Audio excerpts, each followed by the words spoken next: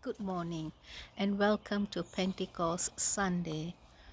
Today, people will celebrate the birthday of the church in their own respective churches as they return back after the lockdown. But for many who still remain in their bubble, how would they celebrate Pentecost? What does Pentecost mean for us today? How is it relevant today? Perhaps some of us may feel very disconnected from the church during this time, a sense of loss and weariness, like being in the valley of the dry bones. I suspect that the followers of Jesus, who were huddled up in the room, felt the same way, a sense of loss, a sense of feeling uncertain, and a sense of being disconnected from community, from whatever they have been doing. I can see them in my mind's eye, all huddled together in an upper room, united in their grief, united in their uncertainty, united in their sense of loss in their own bubble. All their hopes and dreams shattered, their lives in disarray, as what they had believed so strongly, so passionately was gone. What were they to do now? How could they go on? How do they face the new normal without Jesus? How can they reconnect to the community without Jesus? Perhaps, just perhaps, they were arguing, weeping, searching for answers, longing for the security of the way it had been when Jesus was there with them, when they were certain, very certain, about what needed to be done. I can almost see one of them smile through their tears, perhaps Mary Magdalene, as she remembers the power of the love Jesus demonstrated with every breath in his body. And I can see them as they retell the story of Jesus, as they remember the ministry of Jesus, as they recall the passion of Jesus, one by one begin to experience the love that Jesus demonstrated, and that love began to emerge in their midst, as if the room itself was on fire. They could see the power of love ignite among them. It was as if they too were alive in the same way that they had seen the power of life in Jesus. Could it be that that same power of love that they had experienced in Jesus was alive and well in them? It was as if they were all catching the fire, like the flames were resting on each of them. Out of their grief, out of their memories, out of their stories, out of their isolation, life was emerging. Love was becoming palpable once again. Their joy spilled out into the streets, and people could see something strange was happening. Something new was emerging in their very midst. Suddenly they began to see, they began to understand, and they simply could not contain their joy and their zest for life and the passion for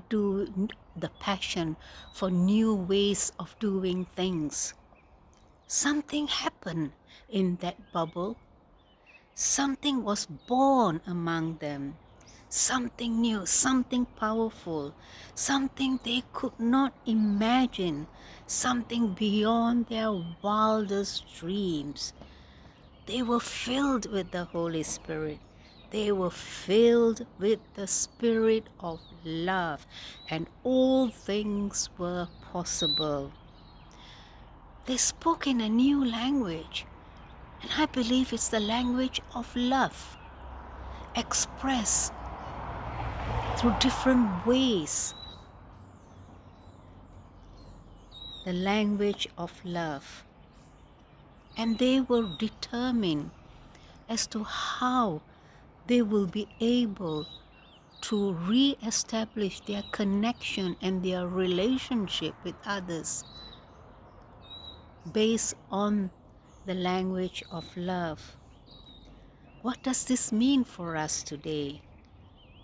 Here we are on this Pentecost Sunday in our own bubble. For some of us, our assumptions about security, values, and life itself has been carefully challenged. In our bubble, some of us have been thinking more about the fragility of relationships than we have had to think so much before.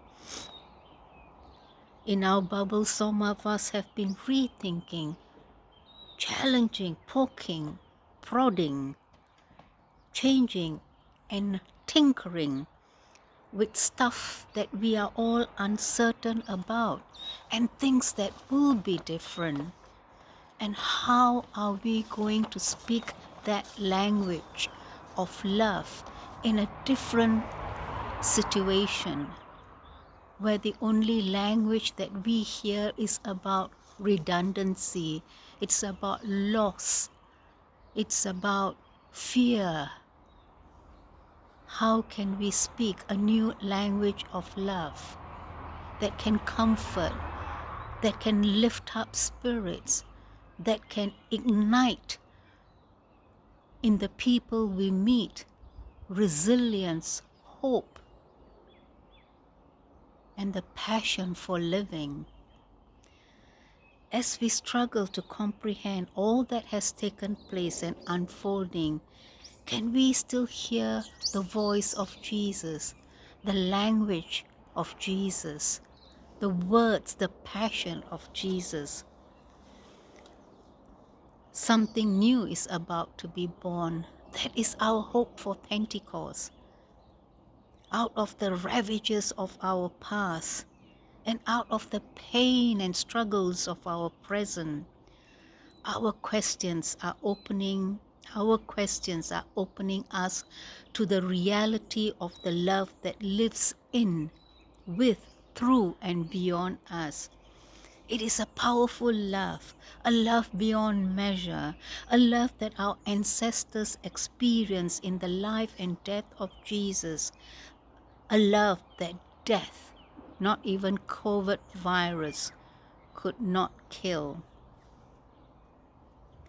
A love that our sisters and brothers of other faiths and of no faiths have experienced in life itself.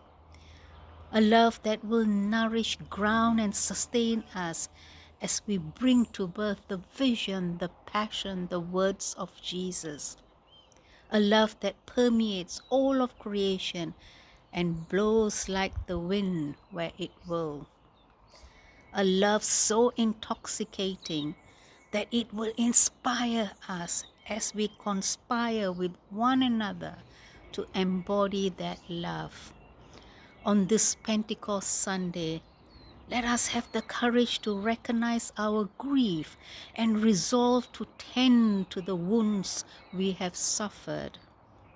Let us be mindful of the birth pangs, but let us also recall the power of the love that lives in, with, through, and beyond us, so that we too can be intoxicated with the desire to embody love. Let us see visions and dream dreams of what the new normal would look like. It will be different, and we may have to speak in different ways to one another and to the world. but we will understand one another as long as love is our guide. In Ezekiel, there is a verse that states, "Can these bones live? Can these bones live?" Yes, they can. They might be held together differently than they once were, but the Spirit of love will live and breathe in these bones, and it will be as if we have caught fire. Back to the question that I've asked in the beginning, how do we celebrate Pentecost in our bubble? The answer for me is with the knowledge that the altar is my heart, and that's where God resides. That's where the fire of love will be kindled and rekindled over and over and over again in the midst of difficult, uncertain circumstances. That's where the fire kindles, the flame of love, the inextinguishable blaze of love. It begins right here in our heart, not in any church building, not in any church altar. Pentecost, that inextinguishable blaze and fire begins right where in the altar of our hearts. And that love will determine the kind of language that we speak to each other, the kind of language that we will use in the new normal. I love all kinds of hymns with good theology. I love new hymns, New Zealand hymns. I admire the hymn writers.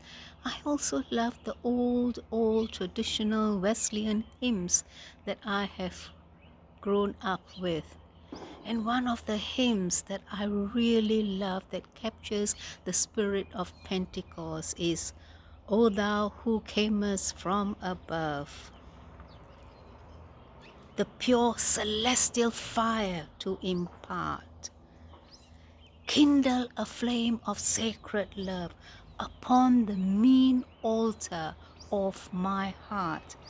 There let it burn for your glory with inextinguishable blaze. Let it be so among us. Amen.